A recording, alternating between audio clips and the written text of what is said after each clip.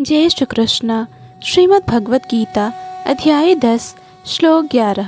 श्री भगवान उवाच हन्त ते कथयिष्यामि दिव्यात्म विभूतयः प्राधान्यतः कुरु श्रेष्ठ नास्त्यंतो विस्तरस्य मे। श्री भगवान ने कहा, हाँ, अब मैं तुमसे अपने मुख्य मुख्य वैभव युक्त रूपों का वर्णन करूँगा, क्योंकि हे अर्जुन, मेरा ऐश्वर्य असीम है। अर्थात कृष्ण की महानता तथा उनके ऐश्वर्य को समझ पाना संभव नहीं है। जीव की इंद्रियां सीमित हैं, अतः उनसे कृष्ण के कार्यकलापों की समग्रता को समझ पाना संभव नहीं है।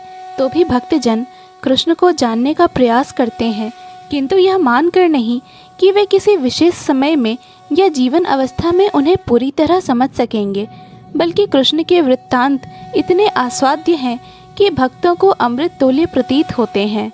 इस प्रकार भक्तगण उनका आनंद उठाते हैं। भगवान के ऐश्वर्यों तथा उनकी विविध शक्तियों की चर्चा चलाने में शुद्ध भक्तों को दिव्य आनंद मिलता है, अतः वे उनको सुनते रहना तथा उनकी चर्चा चलाते रहना चाहते हैं। कृष्ण जानते हैं कि जीव उनके ऐश्वर्य के विस्तार को नहीं समझ सकते, फलतः वे अपनी विभिन्न शक्तियों के प्रमुख स्वरूपों का ही वर्णन करने के लिए राजी होते हैं। प्राधान्यतः शब्द अत्यंत महत्वपूर्ण है, क्योंकि हम भगवान के प्रमुख विस्तारों को ही समझ पाते हैं, जबकि उनके स्वरूप अनंत हैं।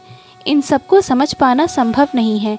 इस श्लोक में प्रयुक्त विभूति शब्द उन ऐश्वर्यों का सूचक है जिनके द्वारा भगवान सारे विश्व का नियंत्रण करते हैं।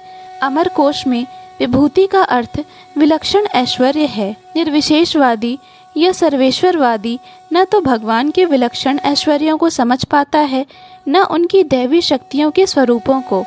भौतिक जगत में तथा वैकुंठ लोक में उनकी शक्तियाँ अनेक रूपों में फैली हुई हैं। अब कृष्ण उन रूपों को बताने जा रहे हैं जो सामान्य व्यक्ति प्रत्यक्ष रूप से देख सकता है। इस प्रकार उनकी रंग बिरंगी शक्ति का आंशिक वर्णन किया गया है। जय श्री कृष्ण। पूर्ण भगवद गीता के श्लोकों को सुनने और समझने के लिए कृपया इस चैनल को सब्सक्राइब करें। वीडियो पसंद आया हो तो लाइक और शेयर करें।